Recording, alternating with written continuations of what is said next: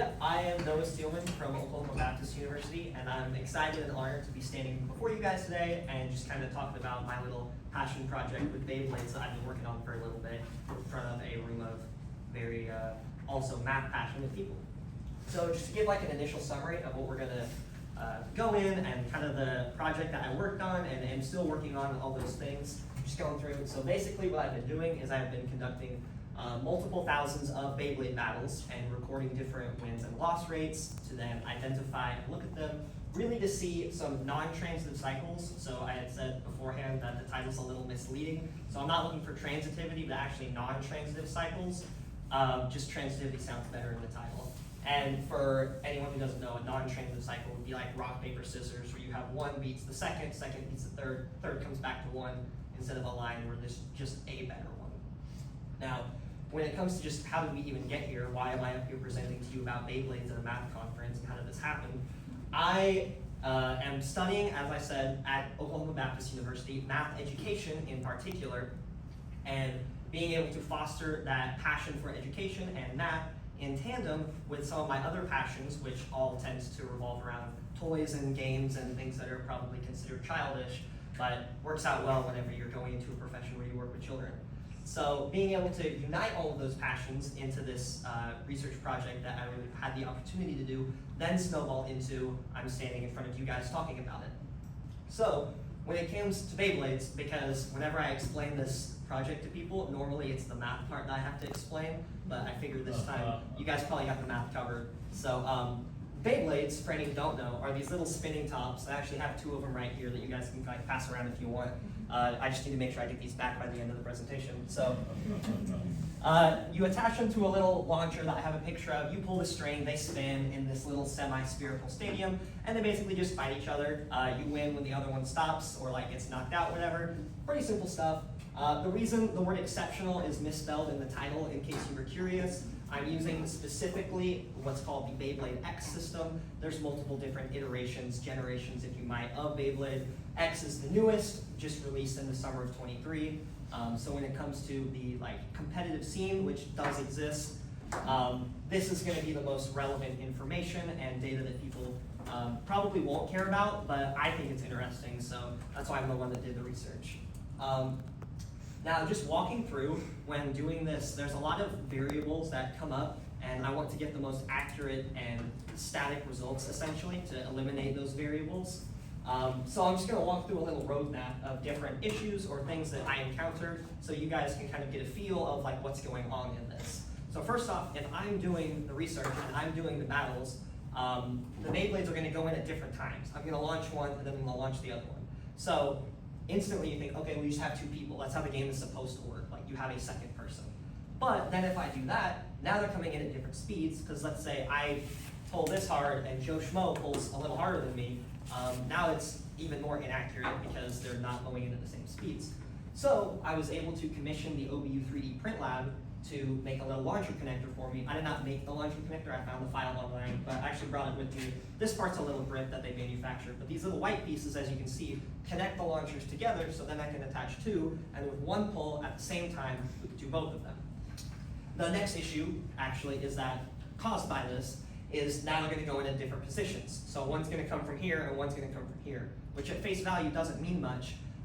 But if you notice, the Beyblades I'm passing around, they have these little ear bits at the bottom of them. That's one of the notable factors of the X system. There's a little gear ring around the stadium, and I'll click back so you can see this little green ring. Essentially, they lock into each other, so it zooms around the stadium real fast. It's cooler than I'm making it sound, I promise. But if you have an aggressive Beyblade that drops, say, in that bottom left little target on the circle, it's going to immediately cut down left onto the circle and rip around, because the Beyblades spin physically clockwise, but they move around the stadium counterclockwise. So if that same aggressive one were to land in the other position, it's going to go down and hit it before ripping around the outside. So that's going to cause different issues as well, just by the matter of the fact of if it lands in a different spot, it's going to perform differently. So for that, I did flipped battles in the sense that I'm going to do each Beyblade that I had against each other, ran against each other one 100 times, and I had 50 battles where they're here and 50 battles where I switched them. So just so I can eliminate, as I said, as many variables as possible. Now the actual data and stuff that I was able to accrue, it looks like this. It's not super clean, but each one of those cells indicates one battle. And as you can see, I have the names of them going across the top and the battle numbers down the side, which do go down to 50 only because I have these separate ones down here just to indicate, oh, which Beyblade are we talking about running against each other one. So if you have like 2 down here, you can open up this tab, this one will appear up there for 50, and then this one will appear on the other ones for another 50. I recorded which ones won or lost, how they won or lost, because as I said, there's different methods of victory. If you stop spinning or you get knocked out, stuff like that. The numbers actually indicate how long the battle took, so I also timed each individual battle just to get the most complete data set so I can analyze as many different things as possible, which, as you can see, just by adding up some numbers pretty quickly, even though those are just tracked in seconds, it's a very time-consuming process. Hence, there's some incomplete columns here, and it actually extends further off the screen, but I cropped it because I thought it would look ugly if it was just a short, skinny rectangle that you could barely read. But as of right now, the total number of battles I've conducted adds up to 6,480, and it takes about an hour to do 100, so that's almost 65 hours just for what I've done so far, which in total looks like this. As you can see, not even close to the whole rectangle, which still extends further off the screen. These are the actual win-loss rates converted into just a decimal, so a probability that you can just look at and really quickly see the chance that one wins over the other, and it's the left side winning against the top one that's indicated, which as you can see when you reflect across the diagonal, that's gonna add up to 1.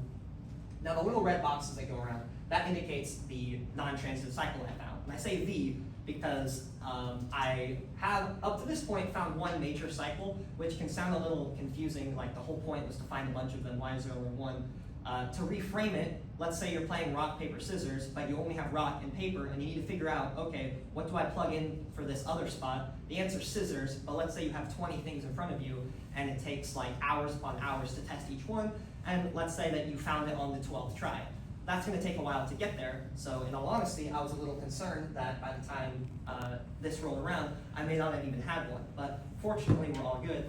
And I have a little visual representation of that. These are pictures of the specific ones represented in the transitive cycle. And I have the red arrows going around the outside so you can actually see how the cycle functions, with the black arrows in the middle just kind of indicating the rest of the data that's represented by these ones.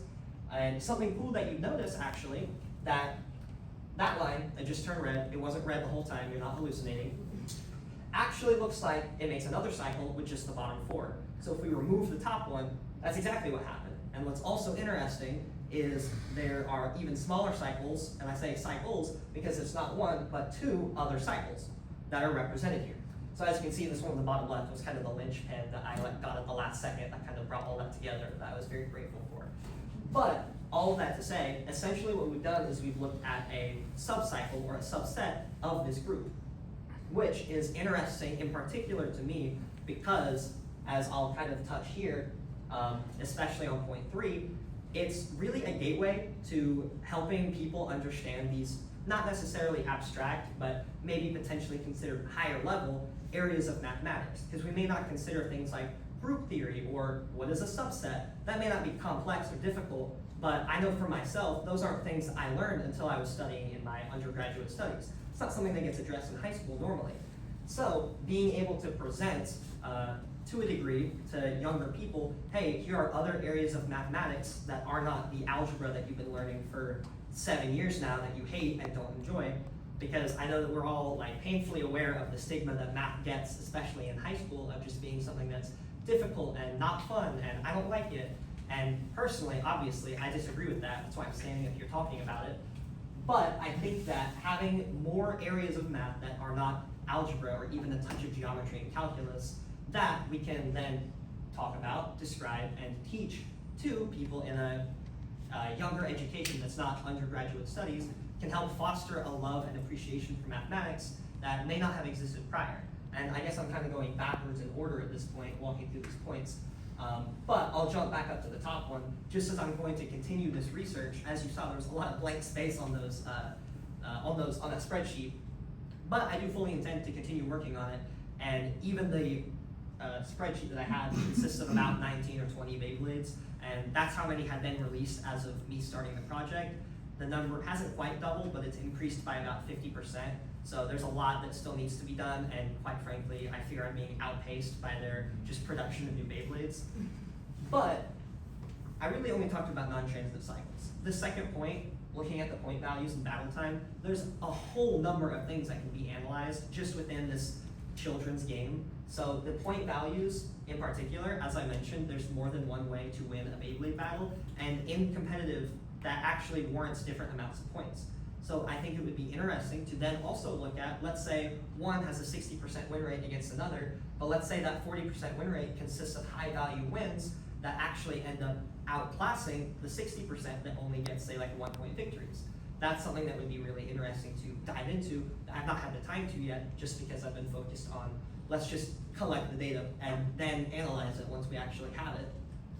And then battle time as well, looking at how different styles of Beyblades and how they work just can impact how long the battle takes. So if you're trying to get a lot done quick, maybe you use these really aggressive ones that knock each other out real fast, as opposed to the ones that are designed to spin for a long time.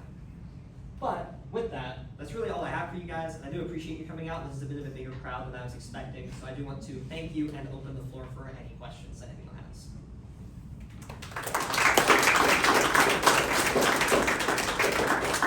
Yes? I want to make sure I understand how the probabilities, or at least what affected the probabilities, because if it's, you said you did 100 trials for each duo, so I would, if just on that wins, losses, I would have expected the probabilities to be only to 2 decimal places. Yes. So what else went into that to affect the probabilities? So, I don't know if I have a picture of this. So there's one sheet that goes between these two. You can see it in the bottom left, win-loss ratios.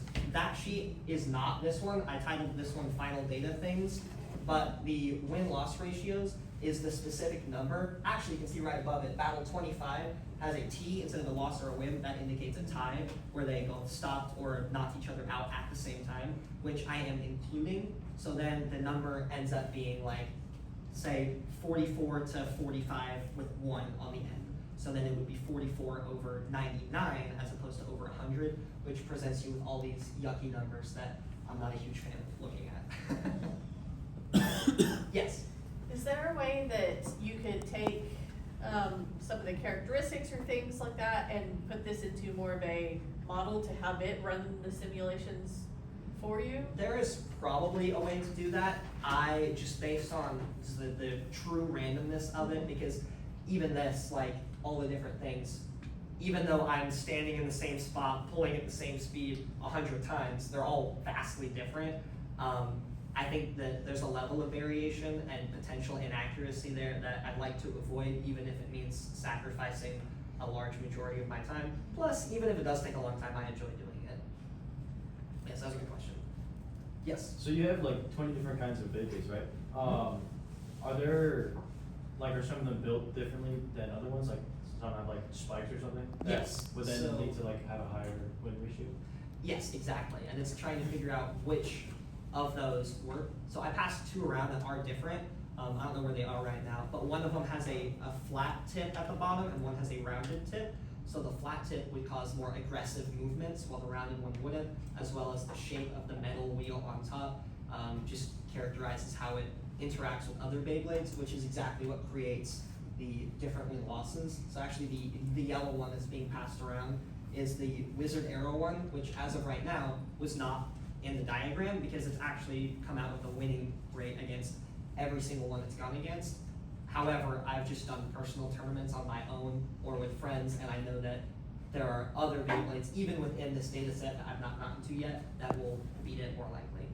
Does that mean you could then, after they're all done, you could make like the perfect Beyblade with all different combinations of like pieces? To a degree, yes. There's an analysis that could be done there. Yeah, that's pretty cool.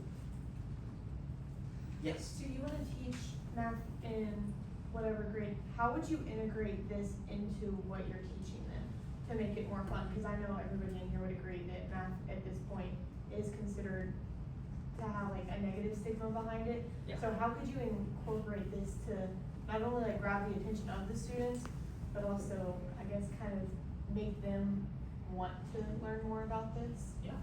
So the quick, easy answer of how to integrate it, the easiest way would be in like some form of probability statistics type thing.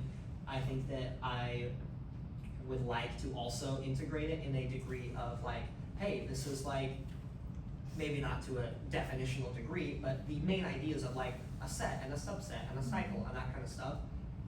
I think that just by nature of showing up to school and the students walk in and they're like, why does Mr. Steelman have a Beyblade stadium on his desk?